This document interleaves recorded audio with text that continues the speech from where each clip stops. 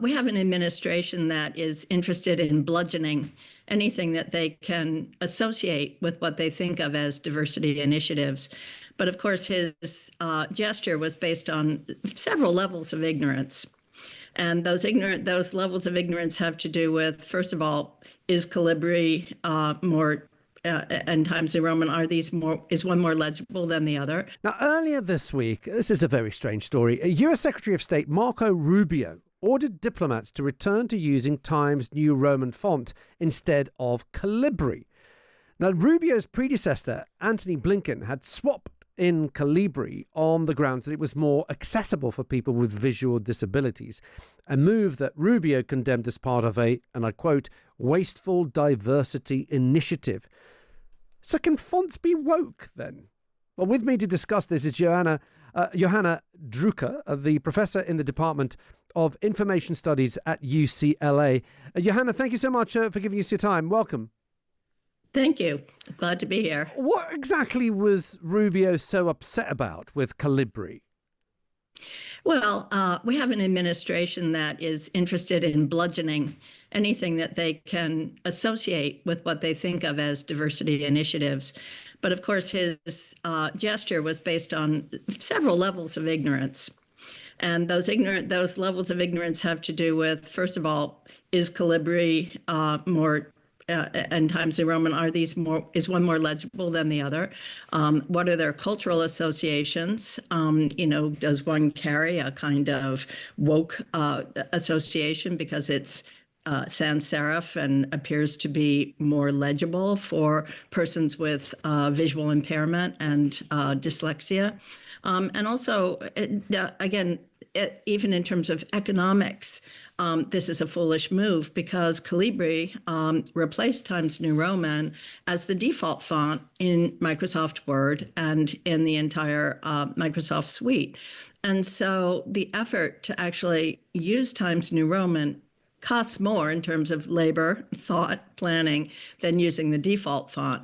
Now, Calibri actually has been replaced by Aptos, but that's a different story. But the issues of legibility I'd be happy to address, as well as the cultural associations with these different fonts. So it's up to you. Go ahead. First of all, are there certain fonts that are easier to read for people who have visual impairments than others? Right. So this is an ongoing discussion, and it has to do with, what are the features of legibility? And we contrast legibility with readability in the design world. Legibility has to do with the capacity to distinguish one letter from another. Readability has to do with the ability to actually process, written forms and understand the meaning of a text. And in fact, we don't read letters. We read words, and we read by shape. And many people have argued that serif fonts, like Times New Roman, provide more legibility in terms of letter recognition and readability because the serifs help the letters cohere into a single shape. Other people say, no, the simpler letter forms of Calibri and other sans serif fonts, typefaces, are less confusing. There are fewer features to process. So again, this is an ongoing debate. One of the sort of really innovative type designers of the 20th and 21st century, Zuzana Lichko, co-founder with her partner of Emigre, argued that legibility and readability have to do with familiarity. Mm-hmm. You read best what you know best, and there's a lot to be said for that. So, there are many sort of sides to this discussion. Again, there's all kinds of research that's been done on the extent to which a sans serif font provides ease of access to a written text. And Professor, for those who might be confused by the serif and the non-serif, can you clarify that for us? What's the difference? Oh, sure. Yes, well, serif fonts are the fonts that come out of a humanist tradition, that goes back into actually Roman times and pen work coming forward in the Middle Ages, where each letter has a little sort of tick mark at its base. So if you think about an H coming down, it's got feet. Yeah. underneath those strokes.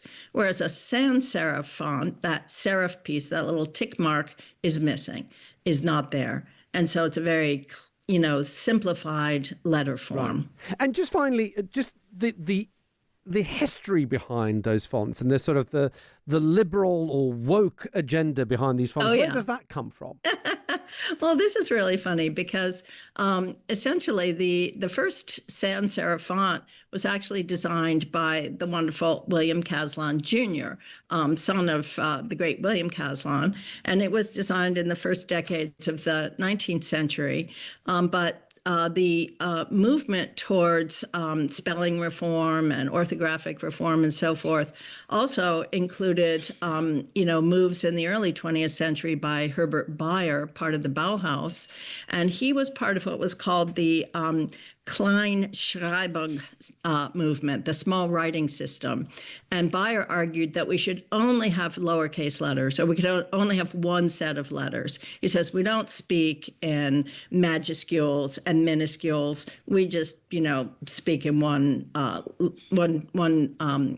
sort of form of language. So he argued, and he developed a thing called unicase that would just have one set of letters.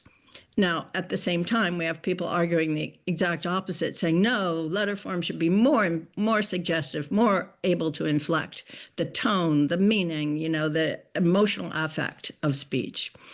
But so sans serif, which was seen as modern in the Bauhaus period, gets really banished with the revival of black letter under National Socialism. Black letter, which we're familiar with as, it's the Dracula font, it's, sort of thing. Black letter came out of, again, handwriting in, the Middle Ages and, has a certain kind of national identity. And it's associated with, the German states and then German nationalism.